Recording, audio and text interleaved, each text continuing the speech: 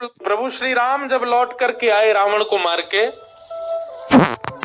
तो जनक जी महाराज ने एक पत्र लिखा और पत्र लिख करके राम जी से कहा कि हे जामाता जी, हे दामाद जी, 14 वर्ष बाद आप वन से आए हो। आप में तो जनकपुर के लोगों के प्राण हैं ही, परंतु हमारी लाली जो है जानकी, वो तो हमारी प्राण ही है। समस्त जनकपुर वासी आप दोनों युगलों को कुछ दिन के लिए जनकपुर बुला रहे हैं कि आप कुछ दिन आराम करने आओ। 14 वर्ष वन में रह के आए हो और आप अकेले नहीं आवे, अपने तीनों भैयाओं को, तीनों लालियों को और अपनी समस्त सेना हनुमान जामवंत सहित सबको लेकर के आप जनकपुर आइए कुछ दिन आराम करने। हमको कुछ दिन सेवा करने दो, आपकी मेहमान नवाजी करेंगे आपकी। कुछ दिन के भ्रमण के लिए आप लोग जनकपुर आ जाओ।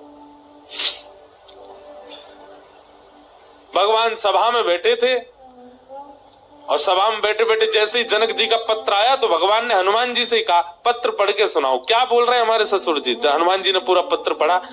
बोले, भगवान, हे प्रभु श्री राम, आपको, पूरी सेना को, हमारी मैया को, तीनों भैयाओं को, तीनों भाभियों को, सबको जनक जी बुला रहे हैं जनकपुर कुछ दिन आराम के लिए।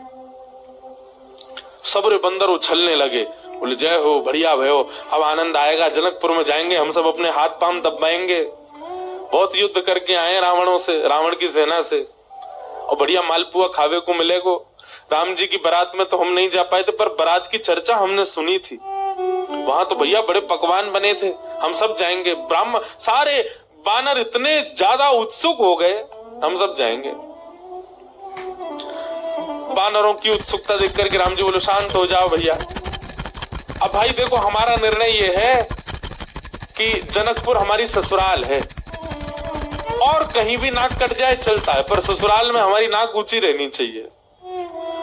और इन सब बातों को ध्यान में रखते हमारे मन में आया कि हम जाएंगे, भरत जी जाएंगे, लक्ष्मण शत्रुघ्न जाएंगे, चारों बहुएं जाएंगी, कुछ वरिष्ठ लोग जैसे जामवंत जी, हनुमान जी, अंगद जी आदि आदि कुछ वरिष्ठ लोग जाएंगे। बाकी बानरों से हमारी प्रार्थना, आप तो यहीं सरजू जी के तट पे अयोध्या में ही रहो, आप लोग मत चलो। बानर सब उदास हो गए। बोले, क्यों, हम क्यों नहीं चले? बोले, आप लोगों का स्वभाव ऐसा ही है, किसी से भी छीन के खा जाते हो, कहीं पर भी मलमूत्र त्याग देते हो, कहीं भी उछल कूद कर देते हो, डाले तोड़ देते हो, वन उजाड़ देते हो। और जनकपुर हमारी ससुराल है। हमारे सामने किसी ने कह दिया कि अरे देखो, वो वन पूरे बानरों ने उजाड़ दिया। बानर किसके? बोले, राम जी के। तो हमको तो बहुत बुरा लगेगा, लेकिन आप लोगों का यही स्वभाव है, तो क्या करें। इसलिए आप लोग तो अयोध्या में, इसको कितना भी चलो उजाड़ो, ये रहेगा, अपने ही लोग हैं, सुधार भी देंगे। अब वो तो ससुराल है, वहां तो संकोच हो जाएगा हमको। बानर सब नीचे मुंह करके बैठ गए। राम जी तो अपनी घोषणा करके चले गए। जामवंत जी, हनुमान जी बोले, भाई सब लोग उदास क्यों हो गए? बोले, जब रावण से मरवाना था तो हमको ले गए, और जहां रसगुल्ला मिलेंगे, मालपुआ मिलेंगे, फल मिलेंगे, मेवा मिलेंगे, सेवा मिलेगी, वहां हमको छोड़ के जा रहे हैं। हाँ, यही बात है। जहां ये था कि मृत्यु सामने, वहां बानर आगे, और जहां मालपुआ आगे, वहां बानर नहीं छोड़ जा रहे हैं। जामवंत जी ने हनुमान जी से कहा, हनुमान जी आप जाके निवेदन करो। बोले, देखो हम तो कुछ नहीं कहेंगे, हमारे स्वामी हैं, उनकी आज्ञा हमारे लिए सर्वोपरि है। आप बड़े हो, सीनियर हो, आप ही बात करो। जामवंत जी गए और राम जी से कहा, देखो सब बानर बहुत उदास हो गए, आप ऐसे मत करो,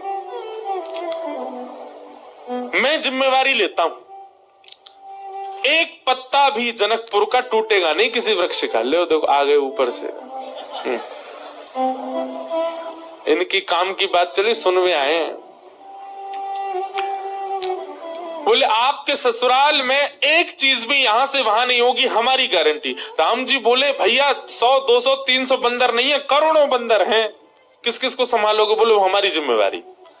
मैं वचन देता हूं, आपकी ससुराल में एक बात भी ऐसी नहीं होगी जिससे आपको संकोच अनुभव हो। अच्छा देखो, राम जी को संकोच की कोई चिंता नहीं है, तो लीला कर रहे थे राम जी। आनंद कर रहे थे। जामवंत